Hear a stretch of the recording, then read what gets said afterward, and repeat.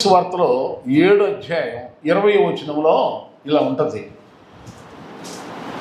వారి ఫలముల వలన మీరు వారి ఫలముల వలన వారిని తెలుసుకుందురు అంటాడు యేసు ప్రభు. ఫలములు అంటే కాయలు, పండ్లు, ఇవన్నీ పేర్లు వస్తాయి కదా. ఫలములు, పండ్లు, కాయలు, ఫలితాలు, ప్రయోజనాలు అని కూడా అంటారు.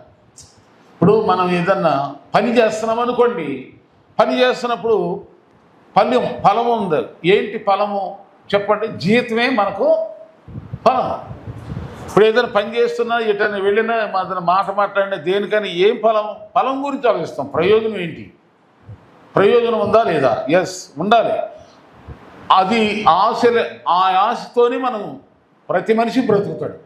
పని చేసినా, ప్రయాణాలు చేసినా, ఫంక్షన్లకు వెళ్ళినా, పార్టీలకు వెళ్ళినా ఏదో ఒక ప్రయోజనం ఆశించే వెళ్తాం. ప్రయోజనం కోరనడు మనిషి కాదు, ఫలం కావాలి, ఏదో ఫలం. అయితే కొందరు రకరకాల ఫలాలు కోరుకుంటారు, రకరకాల ప్రతిఫలాలు కోరుకుంటారు. ఉదాహరణకి భక్తిహీనమైన మనుషులు, అన్ని జనులైన మనుషులు ఆదివారం రోజున ఏం కోరుకుంటారు? ఏదో ఇవాళ సెలవు రోజు కనుక అదిగో ఇదిగో అని చెప్పి కోరుకుంటారు. కొంతమంది అయితే సిట్టింగులు, స్టాండింగులు అంటారు. ఏది సండే ఫోన్లే. యేసు ప్రభుని ఎరగనోళ్ళు చేస్తే తప్పులేదు. యేసు ప్రభుని ఎరిగినోళ్ళు కూడా కొంతమంది నామకార్థ క్రైస్తవులు కూడా అలాగే చేసేవాళ్ళు ఉన్నారు. అంటే ఏదో ఒక ఫలం.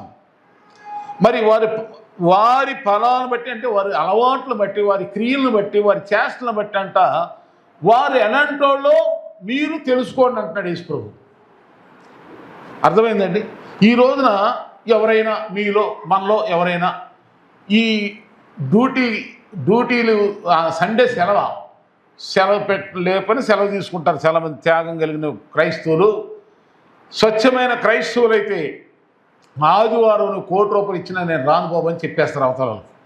అప్పుడు వాళ్ళు కూడా మేము శోధించి, అమ్మో మన మాట ఏందో, దేవుడు అంటే ఆమె చాలా భయం బాబు, ఆయనకి భయం, మన మాట ఏంటో నాయన, మనం ఇంకోసారి అన్నావా మనకి సిగ్గేస్తుంది, వద్దా అని వాళ్ళే మూసుకుంటారు. కానీ కొందరు ఉన్నారు, నామకార్థ క్రైస్తవులు ఉంటారు. వాళ్ళు ఎలాంటి వాళ్ళు అంటే ఇవాళ సెలవే కంపెనీకి, కానీ ఓటీ ఇస్తాం.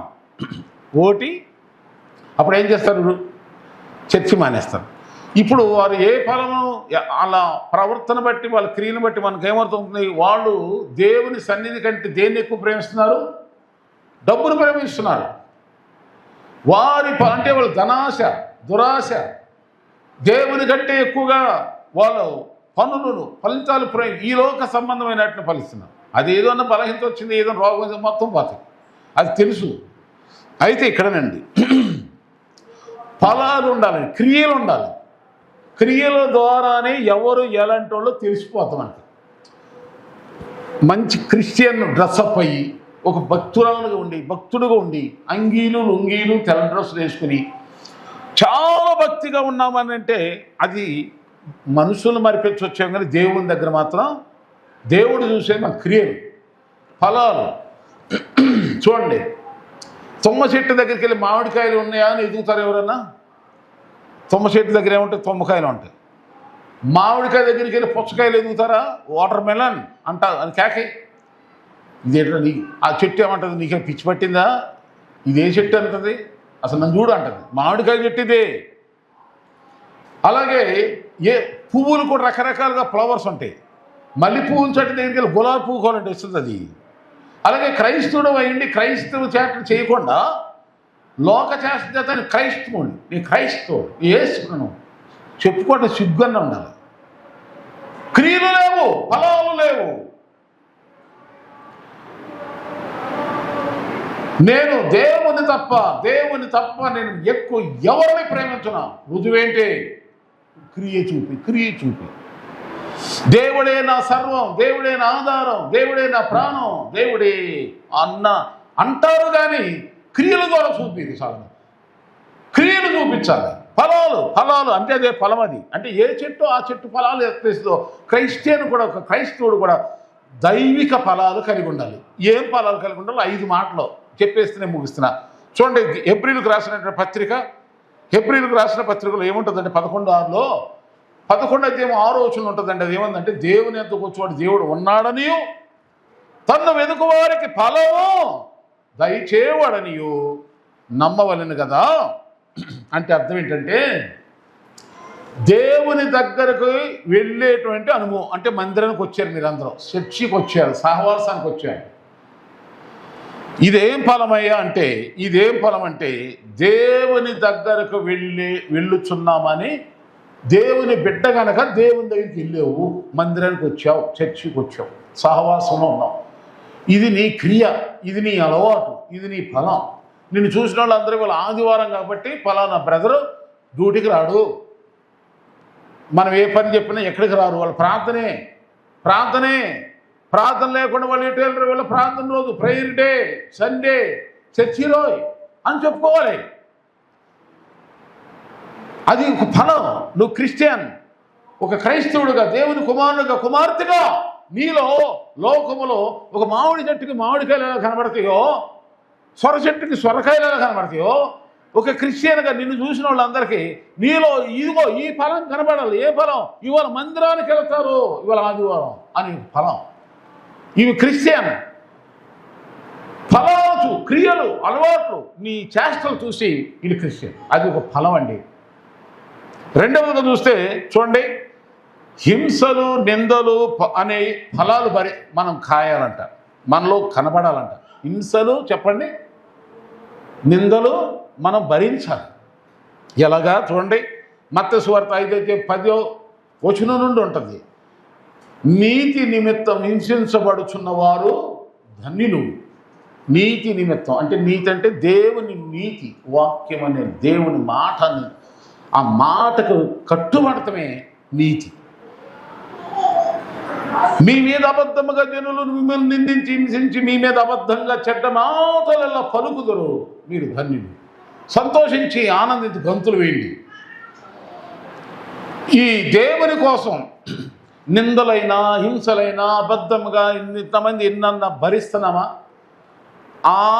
ఆ యొక్క క్రియలు మనలో నుండి ఎవరైనా గమనిస్తున్నారా? అరే దేవుని అన్యాయంగా వాళ్ళు అనేక మాటలు పడుతున్నారు, పాపం వాళ్ళు ఎంత మంచి వాళ్ళరా, నీతి కోసం, యేసయ్య కొరకు, ప్రభువు కొరకు ఎంత నష్టపోతున్నారు, ఎంత కష్టపడుతున్నారు, ఎన్ని పైపెచ్చు మళ్ళీ అబద్ధంగా అనేక మాటలు వీళ్ళు భరిస్తున్నారు. పాపం వీళ్ళు ఎంత మంచి యేసు ప్రభు దేవుడుగా, వీళ్ళు నిజంగా దేవుని బిడ్డలు కనుక, క్రైస్తవులు కనుక వీళ్ళు అవి భరించగలుగుతారు. అది మనం భరించగలమా? అది మనం ఓర్చుకోగలమా? సహించగలమా? చూడండి, లోకములు ఉన్న వాళ్ళు ఏంటి, వాళ్ళు చేస్తున్న క్రియలు ఎత్తి చెప్తేనే ఊరుకోరు. మనం అసలు ఏమి చేయకపోయినా నిందలు పడతాం. అవునా కదా చెప్పండి? పడతాం. బాధ వేసేటప్పుడు కోపం వస్తుంది, అయినా భరించాలి. దేవుని స్తోత్రం. మూడోది ఏంటంటే, మనలో నుండి దేవుడు చూసే మూడో ఫలం ఏంటంటే ఇది సీక్రెట్ ఫలాలు, సీక్రెట్ ఫ్రూట్స్. సీక్రెట్ అంటే రహస్య ఫలాలు. అంటే రహస్యంగా 3 పనులు చేయాలి మనం. ఏనండి, దేవుడు చూసే మూడో ఫలం మనలో నుండి రహస్యంగా 3 పనులు. ఒకటి, ఉపవాసం ఉన్నట్టు ఎవరికి చెప్పండి, ఎవరికి తెలియకూడదు. తర్వాత మనం ధర్మం చేసేది కూడా ఎవరికి, ధర్మం అంటే ఏదో అనుకోమాకండి, దేవునికి ఇచ్చేది ఎవరికి, కుడి చేతితో చేసేది ఎడమ చేయి కూడా తెలియకూడదు, చెప్పొద్దు అసలు ఎవరికి. తర్వాత మనం ఇంకా ఏం చేయాలి, మీరు ఎప్పుడైనా ప్రార్థన చేసుకుంటారు. కొంతమంది ఏం చేస్తారంటే, వాళ్ళు ఎంత ప్రార్థనా పరులో సంఘములో 100 మంది 1000 మంది ఉన్న సమయంలో చూపిస్తారు. పర్సనల్గా ప్రేయర్ లేని వాళ్ళు ఏం చేస్తారు చెప్పంటే, అందరి ముందు చేస్తారు ఎక్కువసేపు. పర్సనల్ ప్రేయరు అసలు ఎవరికి తెలియకూడదు. ఎంతసేపు దేవునితో నువ్వు మాట్లాడతావు. నేను ఈ మాటలు నా సొంతంగా చెప్తున్నానా? చూడండి, మత్తయి సువార్త 6:3-4 వచనాల్లో ఉంది. నువ్వు ధర్మం చేస్తే పరలోకమును రహస్యమందు చూస్తున్న దేవుడికే తెలియాలి. టీవీ కార్యక్రమం స్పాన్సర్ చేస్తున్నావా? సువార్త పరిచర్యకు, మందిర పరిచర్యకు, దేవునికి ఇచ్చేటువంటి నువ్వేమైనావో రహస్యమందు చూస్తున్న దేవునికి తెలియాలి. రెండవదిగా చూస్తే మత్తయి సువార్త 6:6లో ఉంది, నువ్వు ప్రార్థన చేయనప్పుడు నీ గదిలోనికి వెళ్ళి రహస్యమందు చూస్తున్న దేవునికి ప్రార్థన చేయి. ప్రార్థన ఎలా చేయనండి, నాకు రావట్లేదండి, ప్రయత్నం చేస్తున్నానండి అంటారు. నేను అని చెప్తానంటే ప్రార్థన చేయాలంటే ఎలా వస్తుందంటే, ఇక్కడ చెప్పాడు, దేవుడే చెప్పాడు రహస్యంగా అంటే గదిలోకి వెళ్ళిపో, ఎవరు ఉండొద్దు మనతో మాట, ఎవరు ఉండకూడదు. నీకు అర్థమయ్యేలా కొంచెం చెప్తానే. ఒక ఇద్దరు స్నేహితులు ఉన్నారు, రహస్యంగా ఏదో వాళ్ళిద్దరు మాట్లాడుకోవాలి.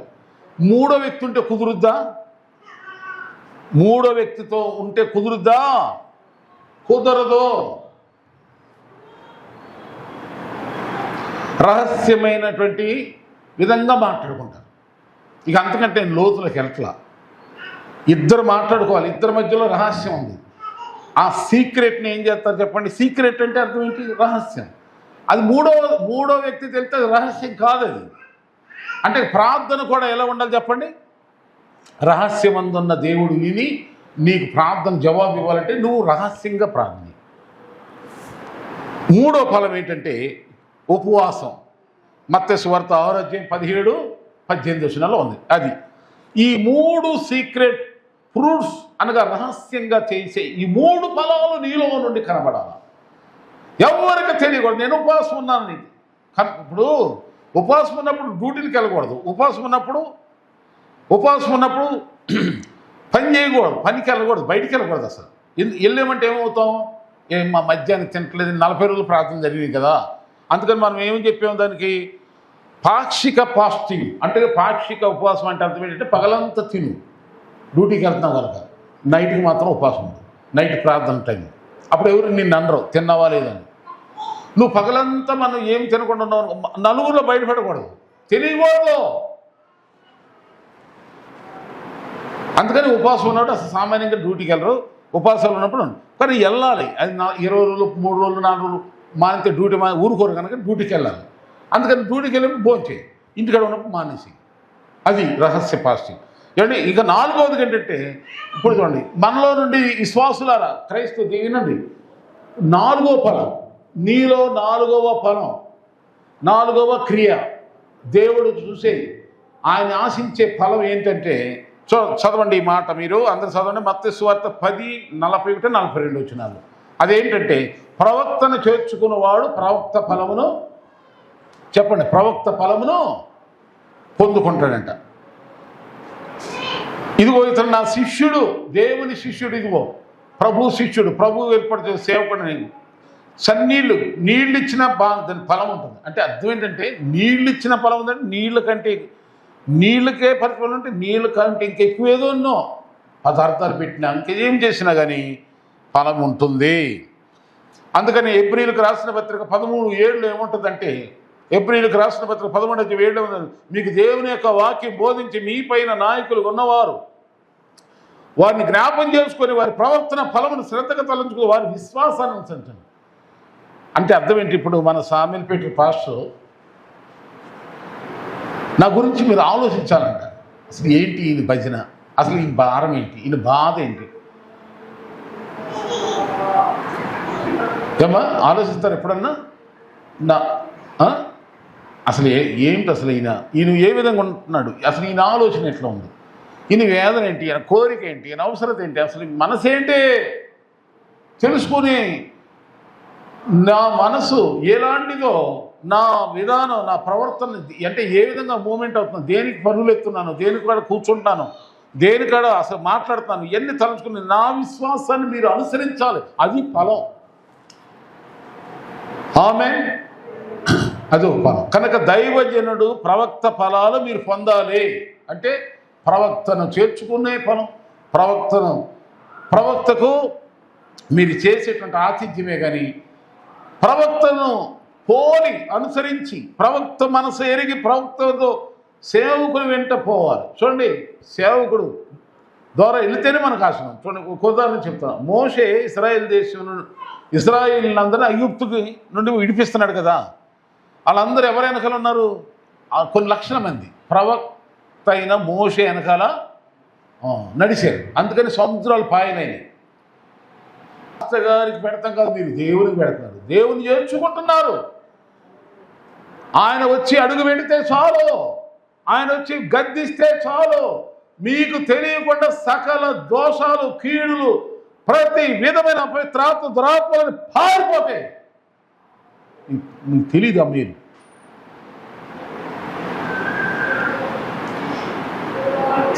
తెలుసుకోండి. ఆ ఫలం మీకుందా? ఇదిగో మన ఇంటికి వచ్చు చూపోవచ్చున్నా ఏమన్నాడు చెప్పండి? ఎలీషా గురించి షూనేమి గెలురాలు అనే స్త్రీ అంటుంది, ఆ భర్తతో చెప్తుంది, ఇదిగో మన ఇంటికి వచ్చుచు పోవచ్చున్న ఆ వ్యక్తి ఎవరో తెలుసా? భక్తి గల దైవజనుడు. కనుక ఆయన వచ్చి అనటంగా ఇక్కడే ఉండాలి మన ఇంట్లో. ఎందుకనక ప్రవక్త ఫలం ఏంటో ఎరిగిన వాళ్ళు ఆ వెలకదు. ఇక 5వదిగా చెప్పిన ముగిస్తానండి. మారు మనసుకు తగిన ఫలాలు అంటండి. మారు మనసుకు తగిన ఫలాలు మత్తయి సువార్త 3:7లో, లూకా సువార్త 3:8లో ఉంటాయి. మత్తయి సువార్త 3:7 ఉంది ఈ మాట. అలాగే లూకా సువార్త 3:8లో కూడా ఉంది ఈ మాట. మారు మనసుకు తగిన క్రియలు. ఒకసారి మీ నోటితో చెప్తారు ఈ మాట, అందరు చెప్పండి, ముగిచ్చేస్తున్నా అనండమ్మా. మాయ క్రియల మారు మనసు తగిన క్రియల. ఇక్కడ కూర్చున్న మనందరూ ఎంతమంది మారు మనసు పొందేమన్న వాళ్ళు చేయి చూసారు అంటే మీకు అర్థమైతే చేయిస్తారండి. మారు మనసు పొందారా అమ్మా? ఒకసారి చూడండి, ఎత్తండి మీ చేయత్తండి. మారు మనసుకు తగిన క్రియలు, మారు మనసు తగిన ఫలాలు అంటే అర్థం ఏంటి? మనసు మారింది. చెప్పండి, మనసు.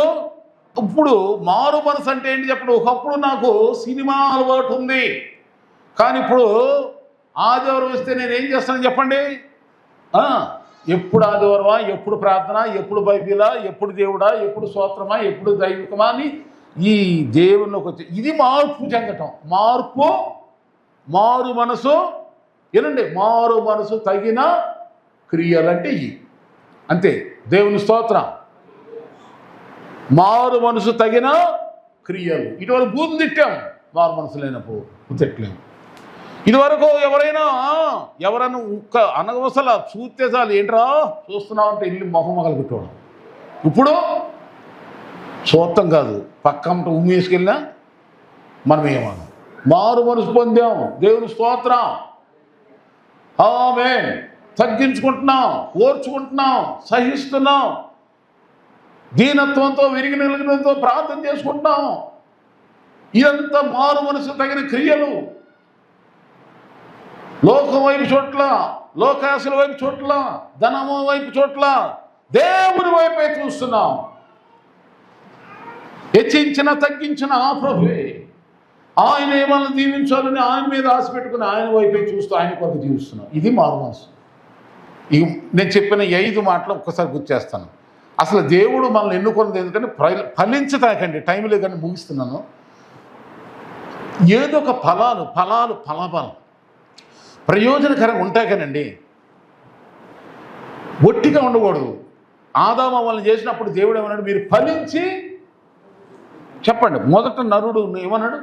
మీరు ఇట్లాగే ఉండండి అన్నారు. ఫలించాలి. ఏదో ఒక ఫలం పొందాలి దేవుడు.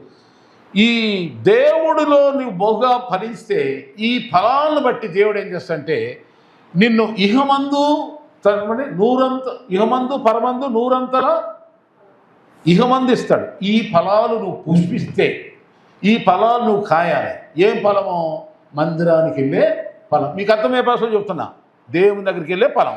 రెండో చెప్పండి, రహస్యంగా దేవునికి చేసే ఫలాలు ఇందాక చెప్పాను. మూడోదిగా మూడోది హింసలు, నిందలు అంటే ఓర్చుకునే ఫలాలు, సహించే ఫలాలు. దేవుని కోసం ఏదైనా భరించి ఆనందంగా ఫీల్ అవ్వాలి. మళ్ళీ దాని గురించి బాధపడకూడదు, దిగులు పడకూడదు, వదిలేయాలి. ప్రభువే చూసుకుంటాడు. చూడండి, ఇక 4వది ఏంటి? ప్రవక్త ఫలం, దైవజనుడు చేర్చుకునే ఫలం. 5వది ఏంటి? మారు మనసు పొందిన ఒక క్రైస్తవ క్రియలు ఫలాలు నీలో. ఈ ఫలాలు నీలో కనబడ్డాయా? లోకములో నిన్ను చూసిన వాళ్ళందరూ ఇదిగో ఈ ఫలాలు నీలో కనబడుతున్నాయని వాళ్ళు చెప్పుకుంటుంటే దేవుడికి వెళ్ళిపోద్దా మాట. అనేకులు ఎదుట నీవు ఈ ఫలాలు కనిపిస్తున్నావు కనుక దేవుడు ఇదిగో నా ఫలం, నేను ఎన్నుకున్నా, నేను నాటిన చెట్టు, నేను పుట్టించిన బిడ్డ, నేను రక్షించుకున్న బిడ్డ నా కొరకు ఫలిస్తుంది కనుక, నా కొరకు ఫలాలు కాస్తుంది కనుక ఈ చెట్టుని ఇంకా నేను పోషించాను. చూడండి, మీ తోటలో కానీ దొడ్లో కానీ ఎక్కడైనా ఒక మంచి చెట్టు ఉండి బాగా కాయలు కాస్తుంది అనుకోండి, మీరేం చేస్తారు? కాసే చెట్టుని కూడా నరుగుతాడా? కాసే చెట్టుని ఎవడన్నా ఎండగొడతాడా? కాసే చెట్టుకి ఏం చేస్తాం? ఎరువేస్తాం. ఇంకా దాన్ని ఇంకా అవసరమైతే పూజలు కూడా చేసేవాడు ఉన్నారు. మరి నువ్వు దేవుని కొరకు 5 ఫలాలు కాయలు నువ్వు కాస్తే దేవుడు నిన్ను ఊరుకుంటాడా? ఇంకా నేను భద్రపరుస్తాడు. ఇంకా నువ్వు ఫలించాలని, బహుగా ఫలించాలని, నీ ఫలాలు ఎప్పటికీ గుర్తుండిపోయేలాగా చేయాలని దేవుడు ఆశిస్తాడు. కనుక మరి ఫలభరితంగా ఉంటావా, లేకపోతే సారం లేకుండా ఉంటావా? ఏమి ఒట్టిగా ఒడదొద్దు. ఫలభరితంగా ఉందుగాక, భక్తిలో ఫలభరితంగా, దేవునిలో ఫలభరితంగా, ఫలాలు కలిగిన ఒక చెట్టు ఎలా ఉండదో అలాగే ఫలాలు కలిగిన క్రైస్తవుడిగా, దేవుని కుమారుడు కుమార్తె ఉండి దేవుని దీవులు మీరందరూ మనందరూ పొందుకోండి. దేవుడి మాటలు దీవించుగాక.